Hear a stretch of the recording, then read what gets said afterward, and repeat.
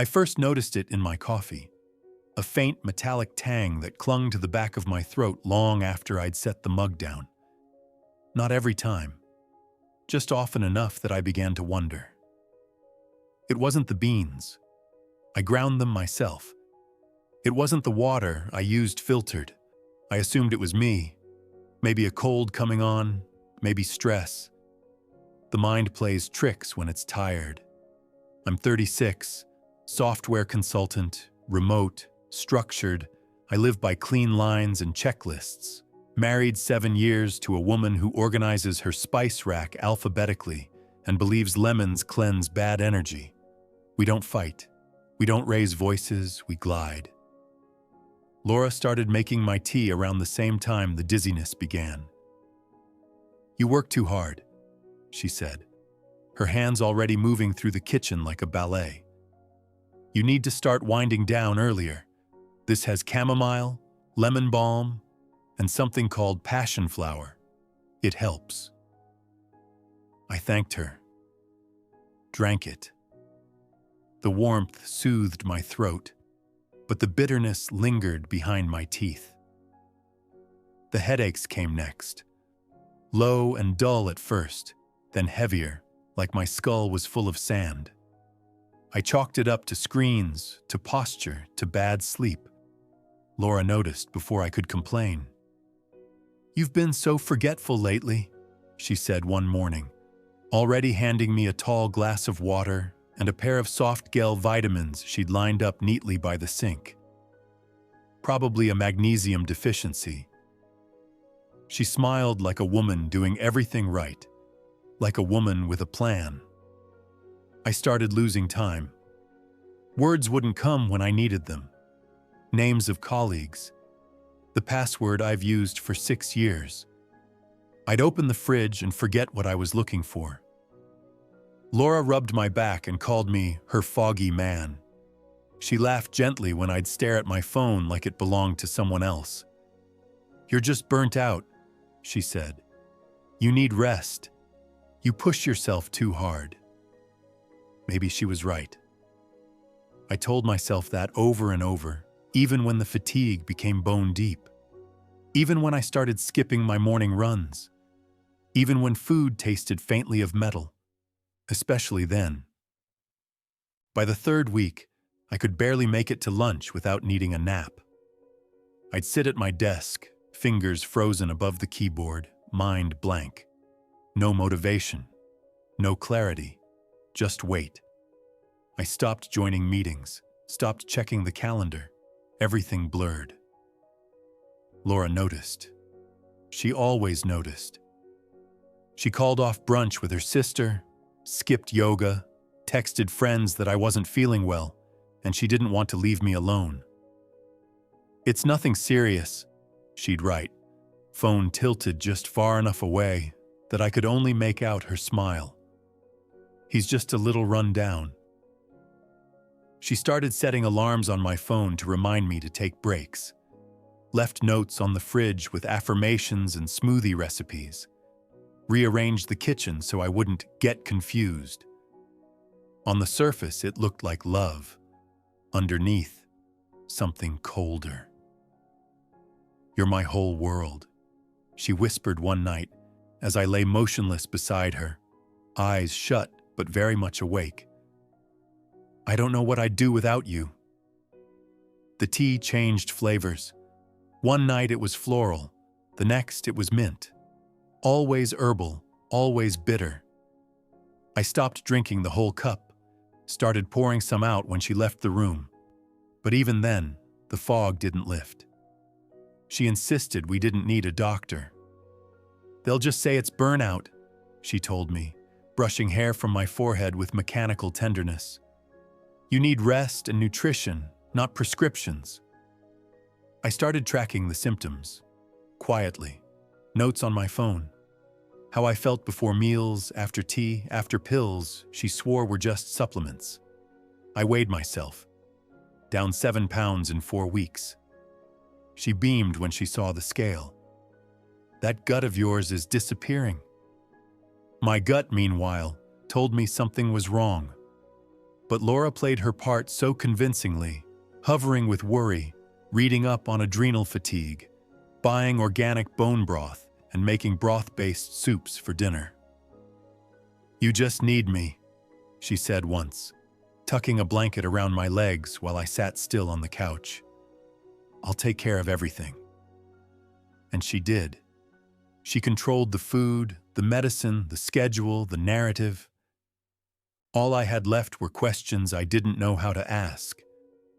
But I'd already started looking for answers. Quietly, methodically, because something wasn't right. And I needed to find out what. Before I lost the ability to look at all. It was Laura who scheduled the appointment. She said it was time, that I looked gray around the edges. I didn't argue. I'd been waking with low-grade nausea and a sour taste in my mouth. My hands had started to tremble in the mornings. I told myself it was stress, overwork, a bad season. The doctor was young, polite, efficient. He ordered blood work after the basic physical, said it was probably fatigue or dehydration. But when the results came back, he paused longer than I liked before speaking. "Your liver enzymes are elevated," he said finally. "Not dangerously so, but higher than I'd expect for someone your age, especially with no alcohol use." I nodded slowly. "What does that mean?" "Could be a lot of things," he replied. "Medication reaction, supplement overload, viral infection, or nothing. But I want to run a full panel, just to be sure." Laura was waiting in the car. When I slid into the passenger seat and told her, she didn't look surprised. "Well, of course your liver's off," she said, shifting into drive. "You've been living off caffeine and screen glare for 10 years. But her tone was too casual, too smooth.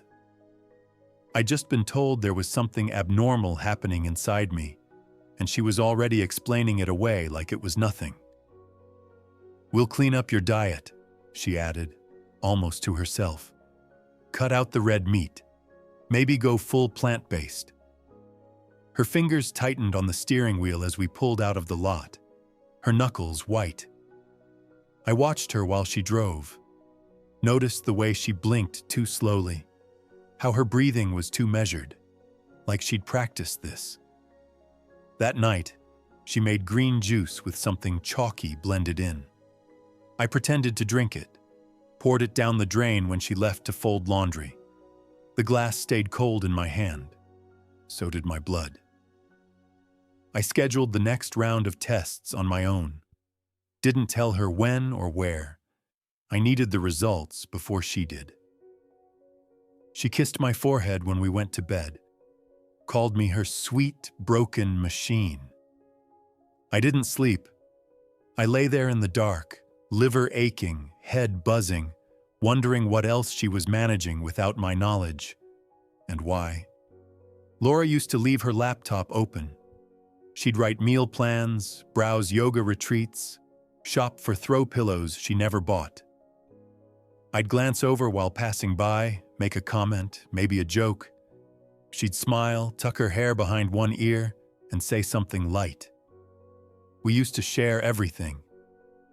Then one morning, I saw her at the kitchen table, screen angled sharply away, fingers flying across the keyboard like she was defusing a bomb. When I stepped closer, she clicked the browser closed in a single movement, looked up too quickly, and asked if I wanted oat milk in my smoothie. She'd never asked that before. The next day, the browser history was wiped clean. Her phone started going everywhere with her, even just to throw out the recycling. I noticed her lock screen changed.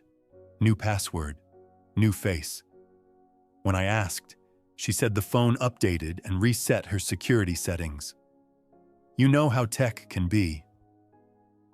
That night, she forgot to close her laptop when she went to shower. I hesitated, then sat down and opened the lid. Email still signed in. Chrome tabs half loaded. a message thread labeled E. The last message read, "He's still out of it. Honestly, it's almost too easy." Another, "I think he suspects something. Need to accelerate the timeline." I scrolled back. The earliest emails were vague. Talk of stress, frustration, a plan. Then more specific. Dietary references, herbal compounds, ratios. One message mentioned thallium in passing. Another asked, "Are we sure it won't show up in normal labs?" I took screenshots of everything, sent them to a secure drive I'd set up months ago during a consulting project. I closed the laptop before the shower turned off. Laura came out wearing a silk robe and a practiced smile. "Feel up for a movie tonight?" she asked, towel drying her hair. I nodded, throat dry. "Sure, something light." We watched a comedy I didn't laugh at. She curled next to me on the couch like nothing was wrong, hand resting on my thigh, her breathing calm and even. But I saw her now. The edges, the seams, the way she wore affection like a uniform. I knew what I'd read, and I knew it wasn't over. It was just beginning. I didn't say anything. Not about the emails, not about E, not about thallium. I woke up the next morning, drank half a glass of orange juice and flushed the rest. She kissed me on the cheek and told me I looked a little brighter today. I nodded, murmured something about sleep helping. Then I started taking notes. I created a private document on a locked USB drive. Not cloud-based, not searchable. Just me and the keyboard. Day 1. Black tea with honey. Soup.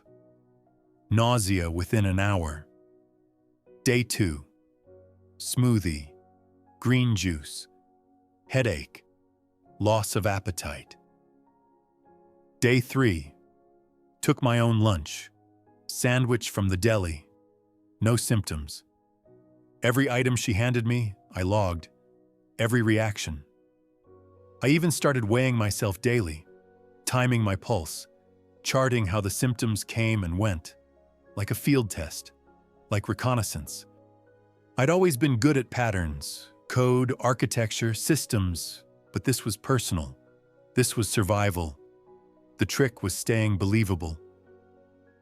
I thanked her for the tea I didn't drink, complimented her on dinners I flushed, took the vitamins and slid them into a small pill bottle I kept hidden in the lining of my briefcase. Sometimes I'd leave decoys in the trash, half-eaten bowls, empty cups with just a trace of liquid at the bottom. She'd glance inside, always quickly, always pretending not to check. I let her believe she was winning. At night, I copied the email thread to a second drive and stored it in a safe deposit box under my brother's name, someone she didn't know existed. I updated it weekly. If anything happened to me, it would speak for me. One afternoon, I tested her. I told her a colleague had invited me to lunch at a new Italian place. Her smile faltered for half a second, barely long enough to catch, before she recovered. "That's great," she said, brushing a hand over my shoulder. "Just be careful with the heavy carbs. You've been so sensitive lately." She never asked how the food was when I got home. Never asked what I ate, because she already knew it wouldn't hurt me. And she didn't want to know why. It took 2 more weeks to confirm what I already suspected. My symptoms only followed meals she touched. The water bottle she refilled for me before my afternoon walks, tingling fingers and blurred vision 20 minutes later. The tea? Brain fog and stomach cramps by dinner. A protein shake she handed me in a thermos. I couldn't keep my eyes open before noon. But when I ordered takeout, met clients for lunch, or prepared my own coffee while she was out running errands, nothing. No symptoms, no shaking, No nausea. The fog lifted. The world sharpened. And then, inevitably, came dinner. I started marking containers in the fridge, small pencil dots near the lid seams. They'd move, sometimes overnight. I'd find things slightly out of order. A spice jar turned clockwise instead of counter. My protein bars replaced with a different brand. I played dumb. Let her believe I was fading. "You've been so strong through all this," she told me, massaging my shoulders one night after slipping something into my tea. Most men would be a wreck by now. I smiled through the ache behind my eyes. "I guess I'm lucky. Lucky to have me," she whispered, lips grazing my ear.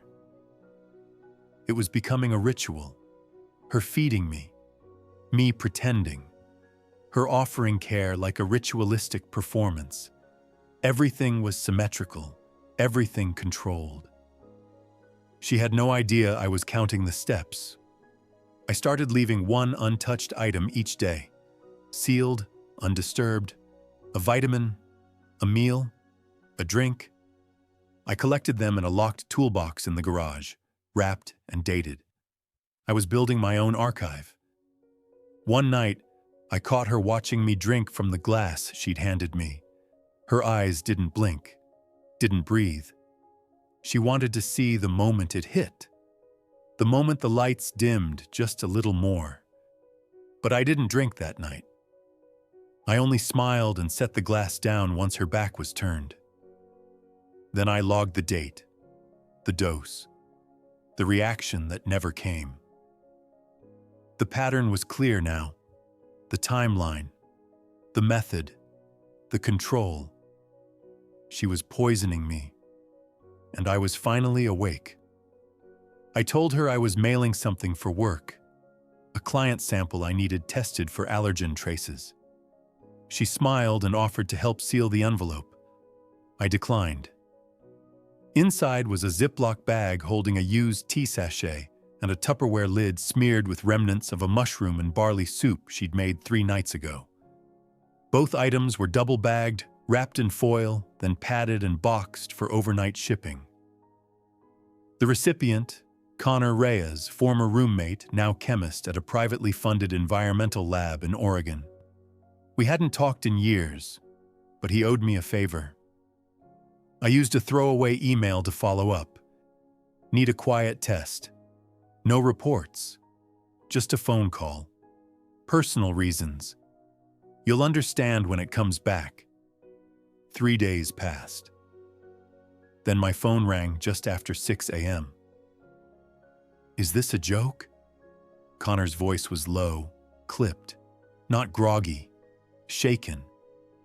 "No," I said, already knowing the answer. He exhaled hard. There were trace elements of thallium in both samples, small amounts. Not dietary exposure, intentional dosing. Chronic, not acute. Like someone's trying to make you sick slowly. Smart too, low levels but consistent. Most general labs wouldn't even flag it. I didn't speak. I let the silence hold. Connor finally asked, "Are you safe?" "For now." "Want me to file a report?" "Not yet."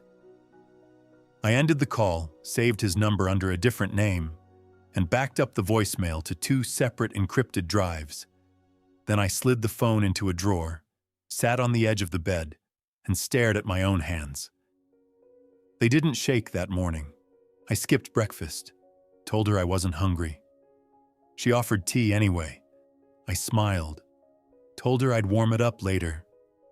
That night, I found myself listening for her footsteps in the hall, her light humming in the kitchen, the gentle clink of cup against counter, a routine that had once comforted me. Now it sounded like preparation. Now I knew exactly what it was. Laura was killing me, and doing it carefully enough to think I'd never notice. But I had. Now it was just a matter of time and timing. She started taking weekend trips, spa retreats, digital detox cabins, girlfriends from college I'd never met. At first, I pretended to believe her, nodded along, wished her a good time, watched her drive off with a carefully packed overnight bag and a fresh manicure she hadn't mentioned. When she left the second time, I searched the bedroom. She was meticulous, nothing obvious, but in the lining of a canvas tote she hadn't used in months, I found it. A second phone, no passcode, just fingerprints. Heron. I waited until midnight to check it. Waited until I knew she was too far away to double back. The phone was quiet. No missed calls, no alerts. But in her messaging app, buried in a folder labeled Wellness Notes, were threads with someone saved as E. The most recent message was 5 days old. He's still weak, shouldn't be much longer. A response. Soon, you'll be free. Another, he's asking fewer questions. His appetite's going. I read each line like a confession. Calm, clinical, discussing me the way you'd discuss a dying plant. Low maintenance, quiet, slowly withering. There were older messages too. Flirty, familiar, vacation talk, beach photos, then plans, measurements, schedules. They'd been at this for months. I didn't know who E was, not yet, but it didn't matter. He wasn't the threat. He wasn't the one brewing tea and kissing my forehead and whispering promises over poison. That night, I put the burner phone back exactly as I'd found it. When she returned Sunday evening, she smelled like a new perfume, spicy, unfamiliar. Her smile was brighter than usual. "Feel any better?" she asked, setting her bag down beside the door. "A little," I replied. She nodded. "I made a new blend while I was away. Calming, restorative. Want me to make you some?" "Sure," I said, already logging the moment in my notes. She walked to the kitchen. I listened to the kettle click on, watched the light shift in the hallway. She thought the plan was still working, that I was still fading. But her mask had slipped, the cracks were showing, and I was watching closely now. Because if she wanted to be free, she'd have to get through me first. I used to think it was stress, that she was tired, that we both were. We'd been drifting for a while, but drifting feels different when you think it's mutual. It wasn't. Looking back now, it's all there, laid out like breadcrumbs I never followed. The shift started subtle. She stopped asking about children. For years, it had been a quiet ache between us. Timed conversations, nervous laughter, maybe someday. Then one morning last fall, she simply said, "I've been thinking, maybe motherhood isn't for me." I didn't argue. I wasn't ready either. But the way she said it, it wasn't wistful. It was final. She started reading about alternative wellness, homeopathy, herbal protocols, parasite cleanses, articles she'd leave open on the kitchen tablet, headlines about detoxifying the body and removing toxins from toxic people. At the time, I thought she was just going through something, a phase, self-help dressed in lavender oil and motivational quotes. She joined a women's circle, started going to a studio across town. Sacred feminine rituals, she called them. I never asked what that meant. I should have. Her phone buzzed more. Her attention wandered. I'd be speaking and see her gaze drift to something over my shoulder. She stopped asking about my work, stopped waiting for me to finish stories. Then came the girls' nights. Unscheduled, last minute, always needed. "Just some connection time," she said once, as she packed an overnight bag without looking at me. I come back more grounded. Now I wonder if she came back to see if I was still standing. I started replaying old conversations in my head. The way she'd casually ask what my passwords were. Just in case, she said. The times she'd refill my prescriptions before I had the chance to. The fact that she took over all our meal planning, and I didn't resist. I thought it was care. It wasn't.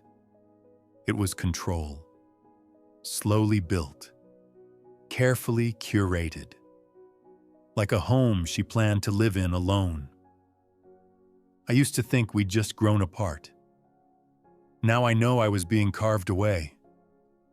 One decision at a time. And she never expected me to notice until I was already gone. I didn't run. I didn't rage. That's not how I do things. Instead, I made a checklist. First, I opened a new bank account in my name only. Transferred what I could. Bonuses, consulting payments, anything she wouldn't notice missing. Small amounts, spread over several days, enough to build a foundation. Then I updated my will, quietly, legally, removed her as executor, assigned everything to my sister, who lives across the country and hasn't seen Laura in years. I made sure the documents couldn't be contested. If anything happened to me, Laura wouldn't be the one left in charge. Next came the cameras. I told her I'd read something about rising break-ins, that I was worried about the neighborhood. She nodded along, unconcerned, as I installed a series of discrete security cams. Front door, back door, garage, kitchen. The real ones went inside, hidden behind vents, tucked into bookshelves, built into the frame of a digital photo display she never liked. I recorded every time she made me a drink, every time she added something to food before handing it over, every time she stirred a cup for too long. Then I backed it all up. 2 encrypted flash drives, one in my office safe, the second sealed in a manila envelope and placed inside a rented safety deposit box under my college roommate's name. I wired him $100 to keep it there without questions. Each night, I reviewed the footage. Each night, I cataloged new evidence. She never deviated, never hesitated. Same rituals, same dosage, same mask. She thought I was fading. She thought I'd go quietly. Maybe that was the plan. Let the sickness take me.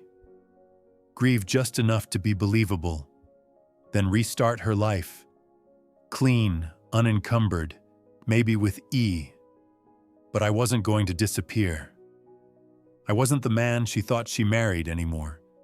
She'd spent months building her plan. Now I was building mine, and I wasn't planning to tell her. Because the thing about masks is, they always slip eventually. And when hers did, I'd be ready. Not just to catch it, but to show her exactly what happens when you poison someone who remembers how to fight back. I didn't need fireworks. I didn't need screaming or broken glass or a kitchen table confession. Confrontation would tip my hand. She'd twist the narrative, cry manipulation, claim paranoia. She was good at control, at playing victim. I wasn't going to give her the stage, so I did the opposite. I got worse. I slowed my gait, shuffled when I walked, fumbled my keys, slurred words just slightly. I let the fatigue show, let the tremors take center stage. She noticed, of course she did, and leaned in. She started cutting my food for me, held my arm when we walked to the car, repeated things like I couldn't keep up. I let her. I needed her comfortable, confident, complacent. I began skipping calls with friends, told my sister I was under the weather, changed passwords, but left the browser open. Let her think I wasn't thinking clearly. She started making calls when she thought I was sleeping, one to someone labeled simply E on her second phone. Her voice soft, but the words clear. "He's not doing well. It might be time." Another to a lawyer. "Inquiring about spousal estate rights," she said, voice tight with practiced concern. "We don't have a will on file." That was a lie. She had no idea the cameras were recording, that the audio was clean, that I had full logs of every search, every message, every late-night whisper into the phone she thought I hadn't found. The trap was closing, but I didn't hurry it. I let her plan her exit, let her believe I wouldn't live to see it. And all the while, I waited for the one moment, the final move, the signature flourish. She didn't disappoint. Our anniversary came on a Thursday. 7 years. Laura said she wanted to celebrate properly. "Let me cook," she said, her eyes shining. "Let's stay in, just us." I agreed. That afternoon, while she was out buying flowers and wine, I contacted Connor. "I need one more test," I said. "Fast turnaround." "What is it?" "A bottle of Pinot Noir. She'll open it tonight. I'll pour a decoy and save the real pour for you." "Same compound?" "Probably."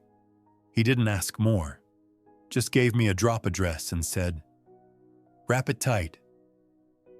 That evening, she wore the red dress I hadn't seen in 2 years.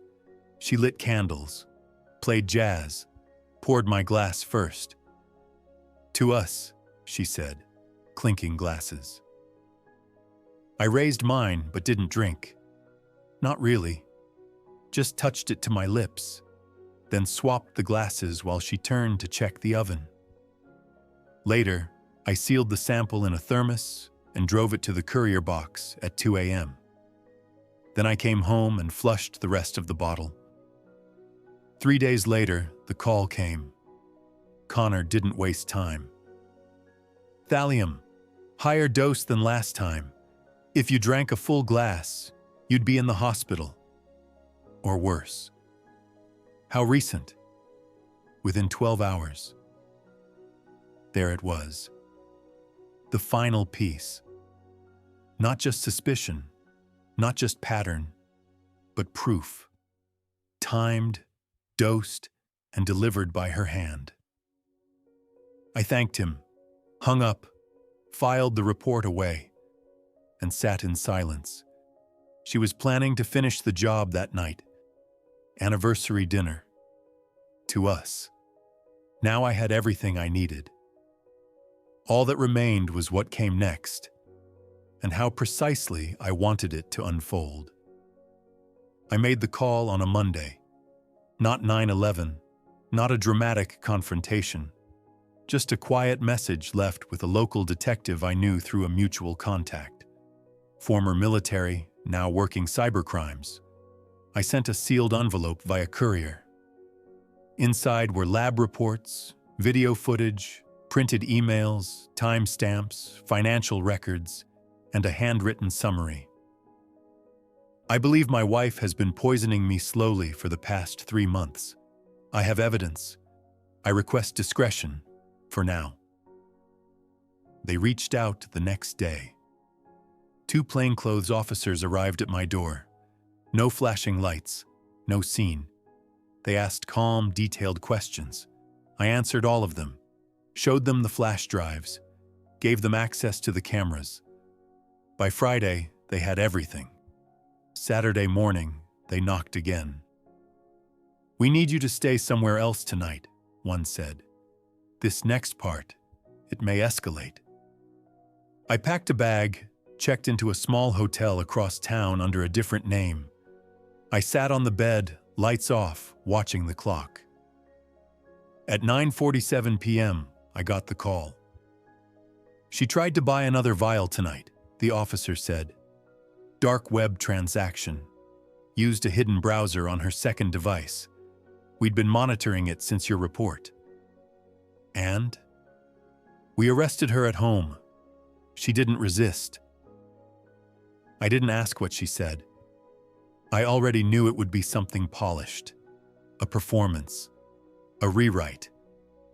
But they'd seen enough.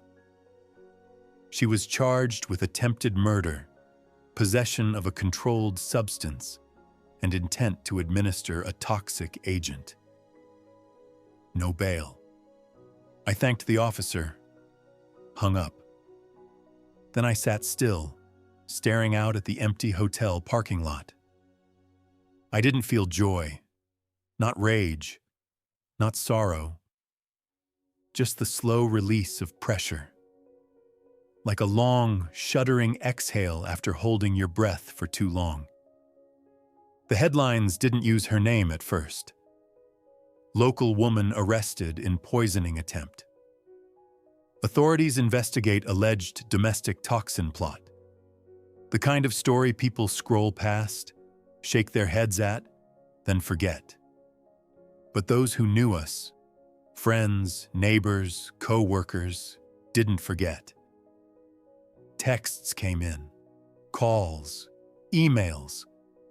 This can't be real. She always seemed so devoted to you. Is there anything we can do? I replied to none of them. Laura, from jail, issued a statement through her lawyer. She'd been manipulated, emotionally abused, that she'd been gaslit into believing her husband was the danger, that she never meant to cause harm. She cried on video, looked gaunt, haunted. Her lover, E, fled the country the day after the arrest. Disappeared, vanished from his apartment, his job, his lease. The police called him an uncooperative person of interest. No one believed she acted alone anymore, but they couldn't prove who helped. Physically, I began to recover. The symptoms stopped.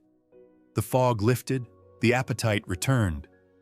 My heart beat more steadily again. My hands steadied. Emotionally, it was quieter. I stayed off social media, declined interviews, told my job I needed extended leave. I moved into a short-term rental with white walls and no memories. The house, the one we shared, I left behind. Couldn't walk those rooms without hearing her voice, seeing her hands stir tea I never drank. Sometimes I'd still wake up at 3 a.m., expecting to feel the tremors again, expecting her shadow in the doorway. But there was only silence now. And silence, I was learning, could feel like safety. The lake is still in the mornings, glass flat, pale. Sometimes I can't tell where the sky ends and the water begins. That used to bother me. Now I find it comforting, how the lines blur, how silence can stretch without feeling empty. I've been here 3 months, rented it first, then bought it outright. 2 bedrooms, simple kitchen, wood stove that creaks when it heats. No one for miles except a retired couple down the road who nod politely but don't ask questions. That suits me fine. The story broke fully a few weeks ago. Her mugshot made the rounds. Her trial's set for next year. She entered a plea, something between denial and deflection. Claimed diminished capacity. Claimed coercion. The evidence says otherwise. People still reach out sometimes. Old co-workers, friends from college, even family I hadn't heard from in years. They want to know how I'm doing, what it was like, how I feel now that it's over. But the truth is, it's not something I talk about, because there's nothing left to say. I never raised my voice, not once. Not when I read the emails. Not when I watched her dissolve powder into my drink. Not when I saw her laugh with the man she planned a future with while planning my end. I let her think I was dying. Let her think I was blind. And in that silence, I built the truth, brick by careful brick, until it was too tall, too solid for her to tear down. I didn't need revenge. I didn't need to scream. I needed her exposed. And I did that without ever giving her the satisfaction of seeing me break. People expect justice to be loud. They expect fire and fury, courtroom outbursts, tearful confessions. But sometimes survival isn't loud. It's careful, calculated, and final. I sip my coffee on the porch each morning now. I make it myself. Black, simple. No bitterness, but the kind I welcome. The air here smells clean, cold. The life I almost lost is quiet again. And for the first time in a long time, I trust the silence. This story was brutal, but this story on the right-hand side is even more insane.